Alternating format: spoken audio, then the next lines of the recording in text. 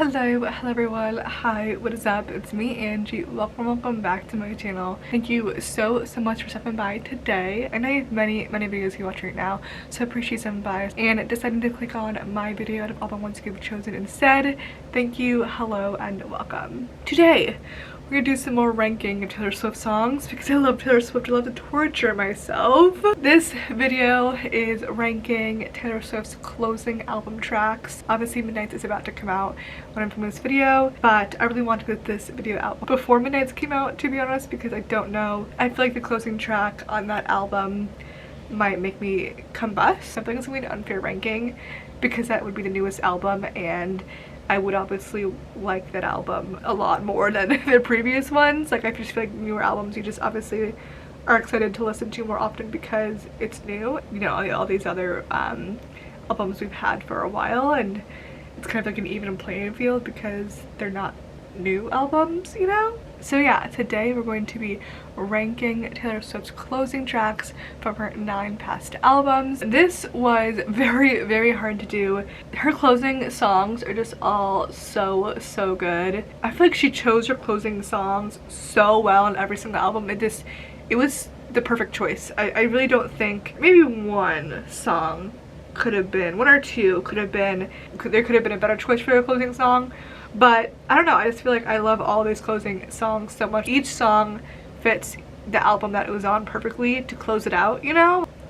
But yeah, let's get into it then. Let's just get started. Let's rank these songs. Before we get started, I would love for you to subscribe if you want to. Please hit that subscribe button. We're slowly building my channel and I would love for you to join me on this journey. Let's start ranking these songs. So let's start with number 9, of course, because she has 9 albums currently out, almost 10. So number 9 for me is A Perfectly Good Heart off of her first debut album. I know it's probably not surprising. I feel like every time I rank Taylor Swift album's songs, pretty low on the list is usually a song off of her debut album. Not because it's bad whatsoever, I say this every single time. Those songs are actually all really good considering how young she was. But you know, she just has other songs that I love more. I mean, she's grown so much obviously since she was like 15, 16 whenever she wrote all those songs, and though it's low does not mean it's bad. So anyway, that's number 9. Let's go on to number 8. So for me, number 8 on this ranking is Hoax off of Folklore. But for me, it's just, for a closing song, it just feels so sad to close on. Folklore is such like a unique album in itself. It's so diverse. I love that about Folklore. But for me, Hoax is just, it just feels such a sad note to end on. Like, we've gone through this whole roller coaster of emotions with this album, and Hoax just feels out of place. I don't know. When it comes to Taylor Swift, a lot of her songs, they are sad, you know, they are depressing and they are about heartbreak, but also they also have this tone of hope in it. Even though you have the heartbreak, even though you have the despair, even though you have the sadness and depression, you still have the strength and the hope and the beauty of it all. Whereas Hoax doesn't have that at all, and it just feels too depressing. And after the roller coaster of Folklore, I just wanted to end on a different note, and I just don't like how we ended on Hoax. Like, moving on to number 7 on my ranking, we have Change off of Fearless. And Change was a song I could never really get into, and I understand that there's this really cool kind of story behind it. I love the whole story behind it. I think because of what we know now, what happened with her record label and Scooter and, you know, with Scott, it just feels a little, listening to Change just feels a little wrong now because of everything that went down. It's a good song. It's definitely not my favorite song by all means whatsoever. The whole Hallelujah, I get what she's trying to do, but yeah, it's just not my style, and I don't think it's Taylor Swift's style either. I think she was, in a way, trying to fit a certain mold that she thought she had to put herself in. I don't know. I just feel like there's other songs that were a lot stronger that we could have ended on. It just feels weird on Fearless. I don't know. It feels like it shouldn't even be on Fearless. So number 6 and number 5 are interchangeable, alright? So just keep that in mind. I feel like I always have a interchangeable ranking somewhere because it's very hard for me to rank these songs. The next 2 songs are interchangeable, so just keep that in mind. But for right now, this is what I have about right now. This is what I feel today. It could change tomorrow. For today, number 6 is Evermore featuring Bon Iver. Yeah, Bon Iver, off of obviously Evermore. Really great album Evermore is, and I do like this song a lot. It just doesn't hit for me as a closer. It doesn't give to me what I want from an album closer. I think it's really cool they closed the album with the name of the album instead of opening it with this song. Usually opening songs and albums is usually the title of the album. Emails I Can't Send from Sabrina Carpenter is the first song on that album. It's also the name of that album. I don't gravitate towards it that much. I like other songs a lot more on that album. It just kind of falls a little flat for me personally. Same with Change, honestly. That's a great way to put it. They fall a little flat. It's a phenomenal song. Bon Iver, yeah, is phenomenal, and them two just create magic in the song. Truly, it's so awesome to see and hear. But I don't know, I feel like I wish it was something just a little bit of a stronger song. I do like it. It's a great closer to an album, I will say that, but it's not my favorite closer to an album. Number 5 today is New Year's Day off of Rep. What a total change, I feel like. Rep is such a fucking fiery album, and it ends on such a low, soft note, which I guess, now that I'm thinking about it, isn't necessarily a bad thing, because I love how it opens on such a fucking bomb song. Ready For It is such an amazing way to open an album, and now that I'm thinking about it, I kind of do like that this ends on such a kind of breath of fresh air for a song. It feels like you know, like after everything that we went through in this album, all the emotions, all the ups and the downs, all of the uncertainties, all of the newness, it does end on a note that feels safe and secure. I think a lot of this album was her battling herself, her identity with her obviously her reputation, what was going on with her in the media, her meeting Joe, obviously the whole getaway car situation. So like just so much was happening. I like that this does end on a note that feels, after all of that, I could finally lay my head down. It does kind of wrap it up in a really light note, which I really do like. Yeah, it's really nice actually. So yeah, I do like how it just ends on such a positive note. Number 4 for me personally is Long Live off of Speak Now. I fucking love this song. I love whenever she talks about the fans, of course, because I'm a big fan and it makes me feel special. For an album that I feel like was such a moment for Taylor Swift, I mean, considering she wrote, I think, almost every song on this album except one she didn't write completely alone.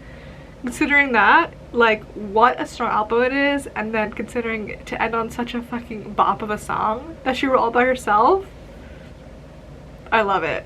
And also I love that this album, obviously, and most of her songs that Taylor Swift writes, like, it's about boys, it's about heartbreak, it's about love, but I love that she ends it on, like, I wouldn't be able to do this, write about my feelings if no one was listening. So here is to you guys, the fans, for listening to this album fully through, getting to the last song. This is for you.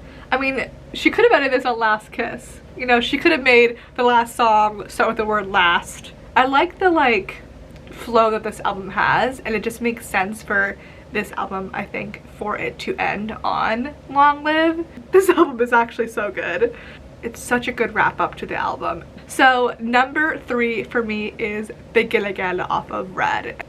Red was such a confusing album. Like, it just feels like someone that is confused and scared and wanting to do one thing but is trying to fit into this mold that she's been told that she has to be. It makes so much sense when 1989 came after Red. You could hear her wanting to do something different and she's just holding herself back. And when it comes to Begin Again, it feels like such a happy note to end on. Like, this whole album, it feels so sad. Like, it's a really fucking sad album. It's one of her saddest albums. So I love that we were able to end on a positive note. I think I've said something along those lines in this album quite a lot. Like, I just want to end on a note that feels positive. Red being such a emotionally charged, confusing, sad album, but happy and lonely. I mean, she says it all in 22. Like, that's what this album is. And I like that we end on a note that it feels hopeful. It feels like Taylor, because at the end of the day, that's who she is. She is a romantic. It just feels right. Though this whole album has been so confusing, like, I still believe in love. Like, I watched love happen again for me. I watched it begin again. Number 2 for me is Clean, off of 1989, which obviously, you know, spoils what number 1 is, but we'll get to that in a second. Clean, oh, the most perfect album closer. I mean, aside from Daylight, which we'll get into. It just makes sense. Considering the album that we got in 1989, it was, oh, I think it's such a good fucking album, can I just say? But we heard through all of this album the back and forth with this obviously romantic partner, which is clearly Harry Styles, but we hear about this partner and this relationship and how exhausting and tiring it is and exciting, and we hear about it all, and it's just so back and forth. And finally at the end she's like, you know what, I'm washing my hands of it and I'm gonna be clean, because that's what this relationship was. It was a toxic drug, you know, in a very mild way. Obviously it's the perfect closer. I can't explain it, it just is. It's so perfect. It makes so much sense with 1989 and what this whole album is about. Just phenomenal. And then we have number 1. Yes, it is Daylight, clearly. I feel like every time I make these videos I talk about how much I love Lover. I do love Lover. And Daylight, it was such a moment in time. When I heard the song, it all just came full circle, all clicked, and I'm like, this is it. This is the song. It's perfect to end Lover. It's the perfect album closer. Obviously going from the darkness that was Reputation to the beauty and pastel and happiness that is Lover. Daylight, just, it holds such a special place in my heart. It's just perfect. I can't, there's nothing bad I could say about this song. It's so good. It's the perfect album closer, perfect song. You know, I mean, the moment when she says, I used to believe love was burning red, but it's golden like daylight. I used to believe it was black and white, but it's golden like daylight. Like, I used to believe that it was this yes or no, this contrast, but it's layers. It's not supposed to be this passion burning. It's supposed to feel safe. It's supposed to feel golden, warmth. It's just mind-blowing. It's so good. Okay, I think we're done here. That was a lot. I hope I made sense at all. Like, I hope I made some sense in this video. I feel like I was just rambling. I never script my videos. I never write them out. I just kind of talk and hope for the best. So I hope I made sense. Here's the thing. At the end of the day, this is purely just my taste. I love all of Taylor Swift's songs, so obviously there's not one bad song on this list. I love all these songs. I love A Perfectly Good Heart. I love Daylight. But yes, I think that's all I have to say. I think I'm gonna end the video here. I need to stop talking, guys. Like, my brain is a little bit mushy right now.